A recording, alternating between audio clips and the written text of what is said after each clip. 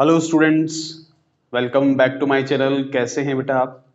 आज बेटा अपन next topic शुरू करने वाले हैं, टाइप्स ऑफ केमिकल इक्वेशंस। और इससे पहले अपन ने बैलेंसिंग ऑफ केमिकल इक्वेशंस के बारे में देखा था, किस तरीके से अपन जो है किसी भी केमिकल इक्वेशंस को बैलेंस कर सकते हैं। और बैलेंस करने के बेटा अपन ने दो तरीके देखे थे, one is the algebraic method and other one is the hit and trial method. तो आज नया टॉपिक है, that is the types of chemical equations. आज हम स्टार्ट करने वाले हैं। इसको शुरू करने से पहले एक छोटी सी चीज हमें समझनी होगी। हमने जब बैलेंसिंग ऑफ केमिकल इक्वेशन समझा था तो उसमें दो तरह की चीजें होती हैं, एक होती है balanced chemical equation and other one is the unbalanced chemical equation. जो अनबैलेंस्ड केमिकल इक्वेशन होती है उसी को हम बेटा स्केलेटल इक्वेशंस भी कह सकते हैं। Now there are different type of chemical reactions are there, और ये सारे टाइप ऑफ केमिकल रिएक्शंस जो हैं बेटा आपकी स्क्रीन पे आपको नजर आ रहे हैं। तो वन बाय वन हर एक type of chemical equations, chemical reactions को हम समझेंगे। सबसे पहला टाइप है that is the combination reaction. तो सबसे पहले अपन शुरू करते हैं नंबर 1, कॉम्बिनेशन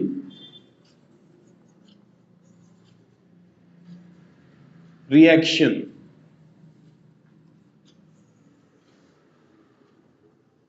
देखो, कॉम्बिनेशन रिएक्शंस को हम एक और नाम से कह सकते हैं, दैट इज एडिशन रिएक्शन, या कॉम्बिनेशन रिएक्शन बोल दीजिए या एडिशन रिएक्शन बोल दीजिए। तो इसकी डेफिनेशन क्या होगी? जैसा कि हमें इस वर्ड से समझ में आ रहा है, कॉम्बिनेशन वर्ड से समझ में आ रहा है कि कुछ रिएक्टेंट्स या कुछ कंपाउंड्स, कुछ एलिमेंट जो हैं आपस में कंबाइन होंगे और कंबाइन होकर के एक सिंगल प्रोडक्ट बनाएंगे। इस तरह की रिएक्शन को हम कॉम्बिनेशन रिएक्शन कह सकते हैं।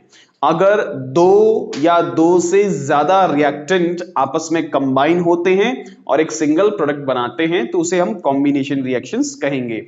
सो इसकी डेफिनेशन क्या होगी? What is the definition? If two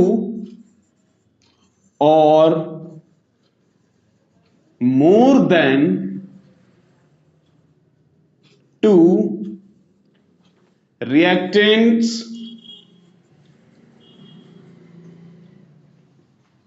combine together to form a single product,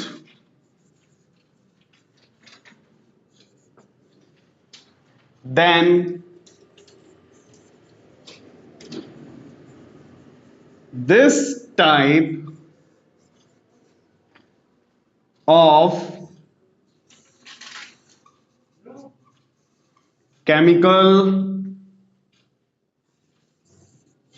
reaction is called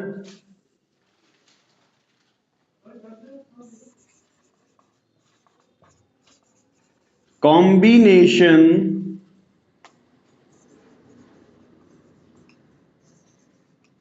reaction. I hope बेटा आपको डेफिनेशन जो है इसकी दिख रही होगी। बहुत सिंपल सी डेफिनेशन है। इफ टू और more than to reactants combine together, अगर दो या दो से ज्यादा रिएक्टेंट्स आपस में जो है कंबाइन होते हैं to form a single product, और सिंगल प्रोडक्ट का फॉर्मेशन करते हैं, then this type of chemical reaction is called combination reaction. सबसे इंपॉर्टेंट बात यह है कि इसमें सिंगल प्रोडक्ट बनेगा, दो रिएक्टेंट्स आपस में कंबाइन होंगे और सिंगल प्रोडक्ट बनाएंगे, ऐसी रिएक्शन को कॉम्बिनेशन रिएक्शन कहा जा सकता है। तो एक इसका थोड़ा सा स्ट्रक्चर हम समझते हैं। फॉर एग्जांपल, एक एलिमेंट है ए, या कंपाउंड भी कह सकते हैं, ये बी के साथ में कंबाइन होता है तो एक सिंगल प्रोडक्ट बनाएगा। मींस ऐसा आप कह सकते हैं कि सी बनाएगा। दो कंबाइन हुए, हो सकता है दो से ज्यादा भी हो, ये आपस में कंबाइन होंगे और एक सिंगल प्रोडक्ट बनाएंगे तो उसे हम कॉम्बिनेशन रिएक्शन या फिर एडिशन रिएक्शन कहेंगे। इसके बहुत सारे एग्जांपल्स देखिए। Carbon plus oxygen, it will form CO2।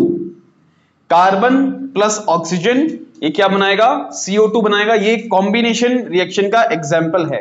तो कॉम्बिनेशन रिएक्शन के कुछ और एग्जाम्पल्स हम देखते हैं। नंबर 1, जैसा कि हमने पहले देखा, carbon when reacts with the oxygen it will form CO2। और एग्जाम्पल देखते हैं, magnesium when burn in air, in presence of air, the magnesium को एयर की प्रेजेंस में यानी ऑक्सीजन की प्रेजेंस पे बर्न किया जाता है, it will form MgO।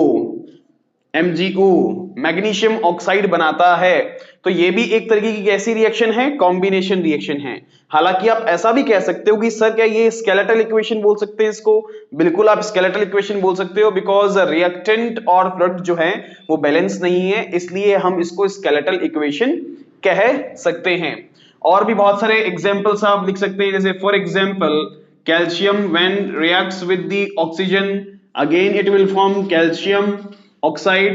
These both reactions, both examples are the examples of combination reaction, या फिर आप कह सकते हो एडिशन रिएक्शन के ये दोनों जो हैं एग्जांपल्स हैं। तो ये हमारा फर्स्ट टाइप था केमिकल इक्वेशन, केमिकल रिएक्शन का, कॉम्बिनेशन रिएक्शन। आप यहां पर टाइप्स ऑफ केमिकल रिएक्शन भी बोल सकते हो, केमिकल इक्वेशंस भी बोल सकते हो। इन सब में बेटा ये तो सारे अपने टाइप्स हैं, इनमें इंपॉर्टेंट चीजें जो हैं किसी भी इक्वेशन में समझने वाली हैं वो ये हैं इनके स्टेट्स, फिजिकल स्टेट्स, जो कि मैंने आपको पहले भी समझाया हुआ है कि जब भी हम कभी केमिकल रिएक्शंस को लिखते हैं तो उनके साथ साथ में हमें उनकी स्टेट्स भी जरूर लिखनी चाहिए। इन एग्जाम, अगर एग्जाम में मान लो आपको स्टेट्स नहीं पता है और गलत आप लिख सकते हो तो वहां पे आपको चांस बिल्कुल नहीं लेना है। आप बिल्कुल भी जो है इक्वेशंस को नहीं, वहां पे स्टेट्स को जो है नहीं लिखेंगे। लेकिन अगर आपको स्टेट्स के बारे में पता है कि ये सॉलिड स्टेट में है, 100% आप श्योर हैं, तो वहां पर आप स्टेट्स जरूर लिखें। तो जैसे सॉलिड के लिए हम यूजुअली लगाते हैं S, लिक्विड्स के लिए हम लगाते हैं L, एक्वस के लिए हम लगाते हैं AQ, और इसके अलावा गैस के लिए हम G भी लगा सकते हैं और एरो का साइन भी हम अपवर्ड डायरेक्शन में लगा सकते हैं। प्रेसिपिटेट के लिए डाउनवर्ड साइड में डायरेक्शन जो है हम लगा सकते हैं। अगर कोई रिएक्शन के अंदर प्रोडक्ट में कुछ प्रेसिपिटेट बन रहा है तो आप वहां पे डाउनवर्ड एरो से आप शो कर सकते हो प्रेसिपिटेट अगर फॉर्म होता है तो ये सारी स्टेट के रिप्रेजेंटेशन है, कैसे आप स्टेट शो करते हैं। ध्यान रखिए अगर वहां पर गैस है तो या तो आप एरो लगाएं या फिर आप गैस लगाएं, दोनों नहीं लगाना है ना। गलत नहीं होता है ऐसा, इन सब चीजों के लिए मार्क्स नहीं करते हैं, बट ये ठीक नहीं है कि आप गैस भी लिख दो और एरो का साइन भी लगा दो। या तो आप एरो का साइन लगाएं या फिर केवल गैस लगाएं, दोनों में से एक चीज आपको लगानी है। इसी तरीके से नेक्स्ट प्लेलिस्ट में आप चलते रहें और टाइप्स ऑफ केमिकल इक्वेशंस को हम जो है बहुत अच्छे से समझेंगे। पूरे चैप्टर को, केमिकल रिएक्शंस एंड इक्वेशंस को बहुत ही बेटर तरीके से हम समझने वाले हैं। Thank you.